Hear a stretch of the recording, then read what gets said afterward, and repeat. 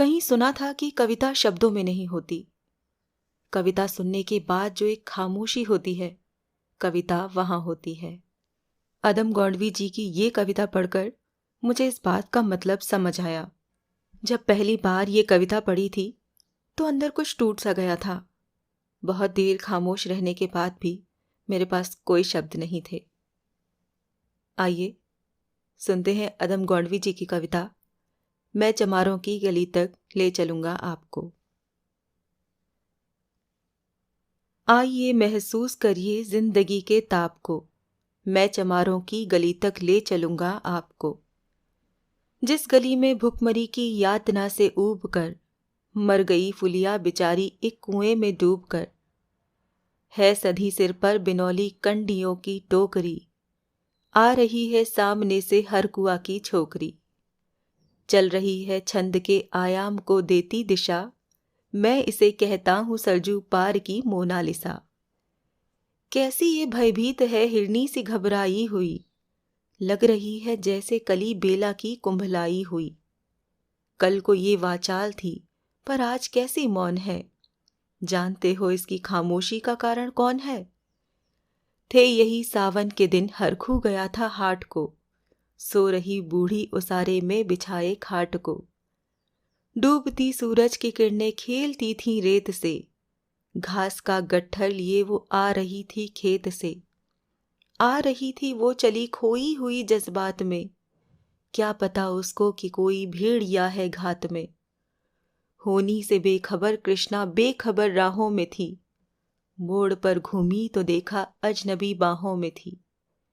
चीख निकली भी तो होठों में ही घुटकर रह गई, छटपटाई पहले फिर ढीली पड़ी फिर ढह गई। दिन तो सरजू के कछारों में था कब का ढल गया, वासना की आग में कौमार्य उसका जल गया। और उस दिन ये हवेली हंस रही थी मौज में, होश में आई तो कृष्णा थी पिता की गोद में। जुड़ गई थी भीड़ जिसमें जोर था सैलाब था, जो भी था अपनी सुनाने के लिए बेताब था। बढ़ के मंगल ने कहा, काका तू कैसे मौन है, पूछ तो बेटी से आखिर वो दरिंदा कौन है। कोई हो संघर्ष से हम पांव मोड़ेंगे नहीं, कच्चा खा जाएंगे जिंदा उसको छोड़ेंगे नहीं। कैसे हो सकता है होनी कह के हम टाला करें, और ये दुश्मन बहू बेटी से मुंह काला करे। बोला कृष्णा से, बहन सो जा मेरे अनुरोध से, बच नहीं सकता वो पापी मेरे प्रतिशोध से। पड़ गई इसकी भनक थी ठाकुरों के कान में, वो इकट्ठे हो गए थे सरपंच के दालान में। दृष्टि जिसकी है जमी भाले की लंबी नोक पर, देखिए सुखराज सिंह बोले हैं खैनी ठोक कर। क्या कहें सरपंच भाई क्या जमाना आ गया, कल तलक जो पांव के नीचे थे रुतबा पा गया। कहती है सरकार की आपस में मिलजुल कर रहो, सूअर के बच्चों को अब कोरी नहीं हरिजन कहो। देखिए ना ये जो कृष्णा है चमारों के यहाँ, पड़ गया है सीप का मोती गवारों के यहाँ। जैसे बरसाती नदी अल्हड़ नशे में चूर है, हाथ न पुट्ठे पर रखने देती है मगरूर है। भेजता भी नहीं है ससुराल इसको हर खुआ, फिर कोई बाहों में उसको भींच ले तो क्या हुआ। आज सरजू पार अपने श्याम से टकरा गई, जाने अनजाने वो लज्जत जिंदगी की पा गई। वो तो मंगल देखता था बात आगे बढ़ गई, वरना वो मरदूद इन बातों को कहने से रही।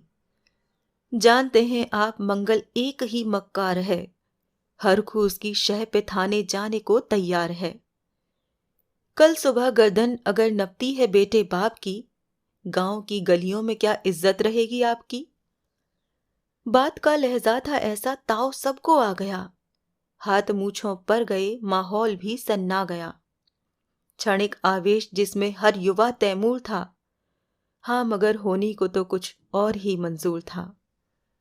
रात जो आया न अब तूफान वो पुरजोर था, भोर होते ही वहां का दृश्य बिल्कुल और था।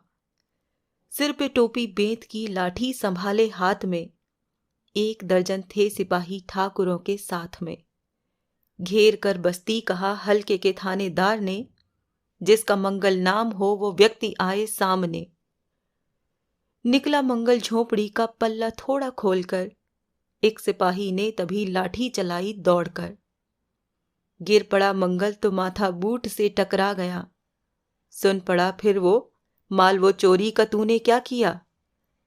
कैसी चोरी, माल कैसा? उसने जैसे ही कहा, एक लाठी फिर पड़ी।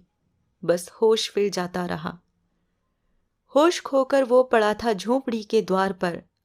ठाकुरों से फिर दरोगा ने कहा ललकार कर, मेरा मुंह क्या देखते हो? इसके मुंह पे थूक दो। आग लाओ और इसकी झोंपड़ी को फूंक दो। और फिर प्रतिशोध की आंधी वहां चलने लगी।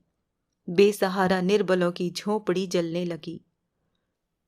दुधमुहा बच्चा व बुढ़ा जो वहां खेड़े में था, वो अभागा दीन हिंसक भीड़ के घेरे में था। घर को जलते देखकर वो होश को खोने लगे। कुछ तो मन ही मन मगर कुछ जोर से रोने लगे। कह दो इन कुत्तों के पिल्लों से कि इतराए नहीं, हुक्म जब तक मैं न दूं कोई कहीं जाए नहीं। ये दरोगा जी थे मुंह से शब्द झड़ते फूल से, आ रहे थे ठेलते लोगों को अपने रूल से। फिर दहाड़े इनको डंडों से सुधारा जाएगा, ठाकुरों से जो भी टकराया वो मारा जाएगा। एक सिपाही ने कहा, साइकिल किधर को मोड़ दें? होश में आया नहीं, मंगल कहो तो छोड़ दें। बोला थानेदार, मुर्गे की तरह मत बांग दो, होश में आया नहीं तो लाठियों पर टांग लो। ये समझते हैं कि ठाकुर से उलझना खेल है सिपाजी का ठिकाना घर नहीं है जेल है। पूछते रहते हैं मुझसे लोग अक्सर ये सवाल, कैसा है कहिए ना सरजू पार की कृष्णा का हाल। उनकी उत्सुकता को शहरी नग्नता के ज्वार को, सड़ रहे जनतंत्र के मक्कार पैरोकार को, धर्म संस्कृति और नैतिकता के ठेकेदार को, प्रांत के मंत्री गणों को, केंद्र की सरकार को मैं निमंत्रण दे रहा हूं, आए मेरे गांव में, तट पे नदियों के घनी अमराइयों की छांव में। गांव जिसमें आज पांचाली उघाड़ी जा रही, या अहिंसा की जहां पर नथ उतारी जा रही। हैं तरसते कितने ही मंगल लंगोटी के लिए, बेचती हैं जिस्म कितनी कृष्ण रोटी के लिए।